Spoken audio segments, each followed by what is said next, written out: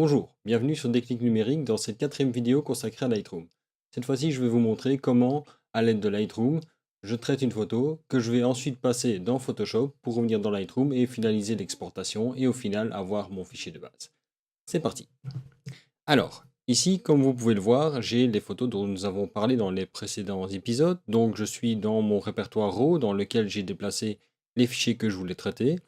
Je retrouve bien entendu la photo de l'araignée que nous avons traitée la fois passée, pour lequel j'ai exporté un fichier dans le répertoire export, donc le fichier JPEG.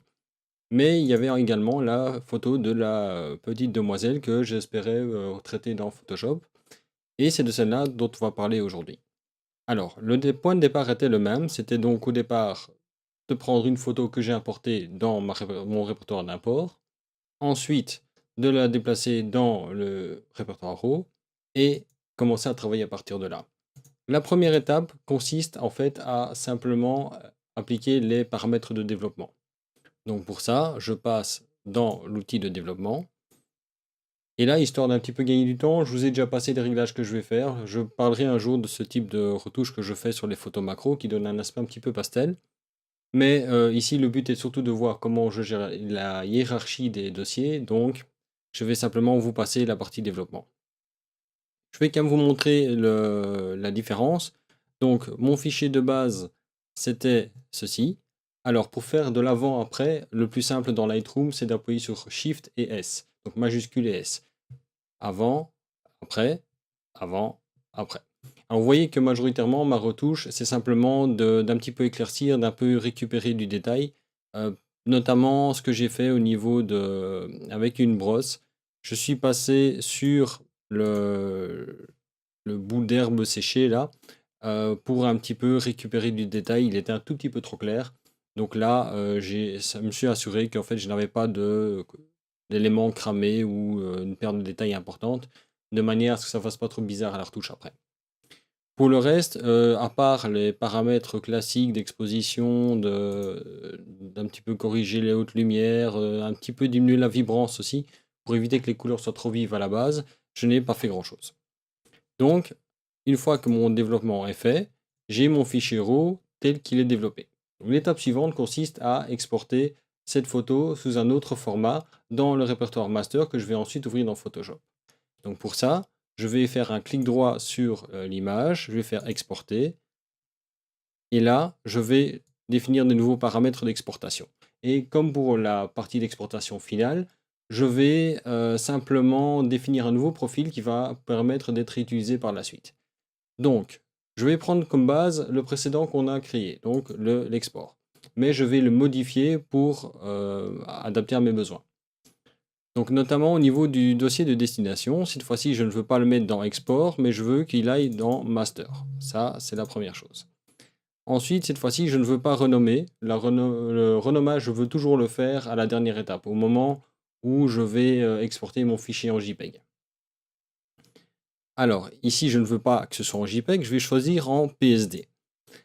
Alors, vous pourriez éventuellement vouloir le faire en TIFF plutôt qu'en PSD. Ceci dit, en faisant cette vidéo, j'ai découvert que je pouvais gagner énormément en espace disque en stockant mes étapes intermédiaires en PSD plutôt qu'en TIFF. Je vais vous montrer ça directement. J'ai ici en fait les deux fichiers qui sont exactement les mêmes, donc faites-moi confiance pour le résultat, c'est exactement les mêmes fichiers, donc c'est-à-dire que c'est toute la retouche avec tous les calques et tout ça de Photoshop qui sont dedans. L'un je l'ai enregistré en TIFF, l'autre je l'ai enregistré en PSD. Quand je prends les propriétés du fichier TIFF, vous voyez que mon fichier fait 801 mégaoctets. Alors, par contre, si je prends les paramètres du fichier PSD, pour exactement les mêmes données, j'ai 634 mégaoctets. Ça veut dire que j'ai tout intérêt au final à stocker mon fichier en PSD. Bien entendu, c'est valable parce que je travaille avec Photoshop. Si vous employez un autre logiciel de retouche, il va peut-être falloir préférer le TIFF. Alors, je choisis l'espace colorimétrique ProPhoto RVB. Alors ça, c'est parce que j'ai paramétré Photoshop pour travailler dans cet espace colorimétrique-là, pardon. Vous pourriez choisir un autre, mais l'avantage, c'est que c'est un espace colorimétrique qui est beaucoup plus riche et donc il y a beaucoup plus de nuances de couleurs qui existent dedans. Ça vous évite d'avoir des pertes d'informations jusqu'à la dernière minute. Ensuite, je choisis 16 bits par composant, mais c'est la profondeur maximum que Lightroom peut gérer à l'exportation de ce côté-là. Ça veut dire que chaque canal de couleur est codé sur 16 bits. Donc j'ai 2 exposants 16 valeurs possibles pour chacun des canaux, ce qui est relativement énorme. Je ne veux bien entendu pas redimensionner, je ne veux pas appliquer de DNT, je laisse toutes les métadonnées dedans, pas de filigrane et pas de post-traitement. La seule chose que je veux, c'est qu'en fait Lightroom convertisse mon fichier RAW en un fichier PSD. À ce moment-là, je ne vais pas directement cliquer sur Export, je vais cliquer sur Ajouter pour enregistrer ce paramètre. Ajouter, je vais l'appeler donc 02 master qui est le nom de cette étape. Et comme pour le précédent, j'ai simplement marqué YouTube pour éviter qu'il y ait une confusion avec des paramètres que j'utilise tous les jours. Alors, je fais créer et vous voyez maintenant que j'ai mon master qui apparaît ici. Maintenant que je l'ai là, je vérifie que c'est le bon qui est appliqué, c'est bien PSD, j'exporte ma photo. Le principe est exactement le même. Lightroom va créer un fichier dans le répertoire dont on a spécifié la destination. Cependant, il ne va pas directement l'intégrer au catalogue. Donc, je vais lui demander de prendre le répertoire master et simplement de le synchroniser. Donc ici, je clique sur synchroniser. Il me dit qu'il a trouvé un nouveau fichier. Je fais synchroniser et mon fichier est là. Ensuite, dans ce fichier-là, je vais maintenant faire toutes mes modifications. Donc, je vais l'ouvrir dans Photoshop. Une fois arrivé là, je vais vous passer tout le développement et arriver directement au résultat final. Pour l'ouvrir dans Photoshop, je fais un clic droit sur la photo et je fais modifier dans Photoshop. Alors là, je lui demande de modifier l'original. Vous pourriez éventuellement appliquer les corrections de Lightroom, mais je n'en ai pas fait, ou modifier une copie. Moi ici, le but c'est que ce fichier-là soit celui que je modifie dans Photoshop et qui garde tous les détails dedans. Donc je fais modifier dans Photoshop. Et j'ai mon fichier qui est ouvert directement ici. À partir de là, je vais maintenant faire mes différentes retouches et vous montrer le résultat final avant de repasser dans Lightroom. Voilà, la retouche est faite. Alors, je vais vous montrer juste l'avant-après, histoire que vous voyez quand même bien la différence. Avant, j'avais ceci, et une fois ma retouche finale appliquée, j'ai quelque chose d'un petit peu moins correct d'un point de vue réalité des couleurs, mais qui je trouve donne une chouette ambiance, des tons un petit peu pastel, avec des couleurs un petit peu plus froides, que je trouve assez naturelles finalement pour ce genre de photos-là. Maintenant que ces retouches sont faites, je vais pouvoir retourner à Lightroom. Alors pour retourner à Lightroom, je dois d'abord sauvegarder ma modification dans le fichier. Donc pour ça, simplement, je vais faire CTRL S, ou commande S si vous êtes sur un Mac. Le temps qu'il enregistre, ça mouline un petit peu. Je vais faire un petit accéléré sur ce coup-là. Voilà. Maintenant, Photoshop a enregistré le fichier. Donc, à partir de là, je peux retourner dans Lightroom. Donc, je ferme Photoshop. Et là, je me retrouve dans Lightroom avec mon fichier qui est modifié. Donc, en fait, à partir du moment où vous avez modifié le fichier ailleurs, en l'ayant exporté depuis Lightroom, donc j'ai ouvert Photoshop depuis Lightroom, à ce moment-là, dès que vous avez enregistré le fichier, Lightroom va remettre ce fichier à jour et vous aurez le résultat final. Donc ce que je vois ici maintenant à l'écran, donc je vais appuyer sur F pour passer en plein écran, c'est le fichier tel que je l'ai sorti de Photoshop. Mais c'est toujours bien mon fichier PSD. Alors, mon fichier est bien dans mon répertoire master, je l'ai là. Là, je ne vais plus rien faire dessus. Je ne touche jamais en dehors de Photoshop dans ce fichier-là. Si je veux retravailler dessus, je vais en fait simplement l'exporter dans le répertoire finalisé. C'est là où je vais appliquer mes dernières retouches, appliquer les mots-clés, etc.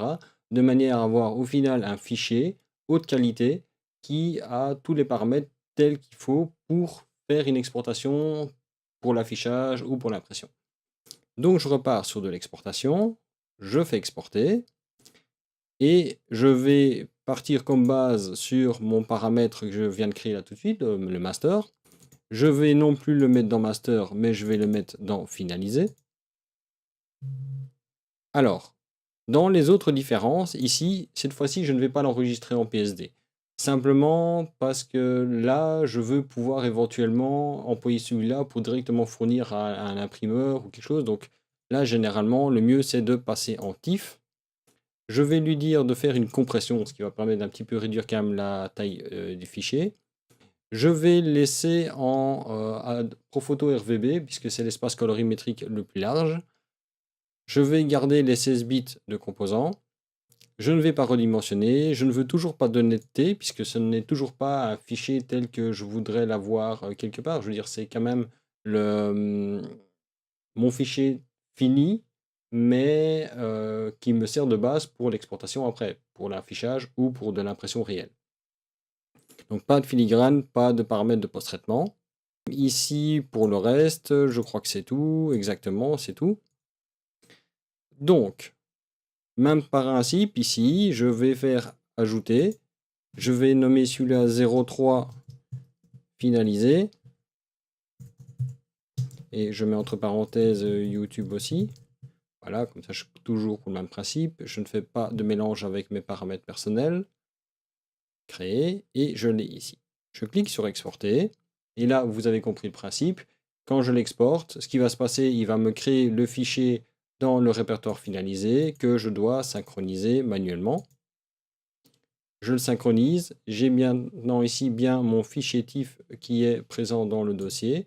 Donc si je laisse ma souris dessus, normalement, il devrait m'afficher le nom. Voilà. Vous voyez bien que c'est le fichier TIFF. Alors là, je vais éventuellement, ce n'est pas le cas ici, mais si je voulais appliquer par exemple du vignettage dans Lightroom, si je voulais corriger un petit peu le contraste ou changer un petit peu les couleurs ou quelque chose, vraiment les dernières retouches, je le ferai dans le module de développement à ce niveau-là. Et sinon, ce que je vais faire dans cette partie-là, c'est maintenant passer dans tous les paramètres de bibliothèque, donc notamment les mots-clés. Donc là, je vais l'appeler dans les mots-clés, donc demoiselle, macrophotographie, nature. Alors, je vais bien entendu donner un titre. Je vais l'appeler Charmante Demoiselle. Une demoiselle se repose sur un brin d'herbe séchée.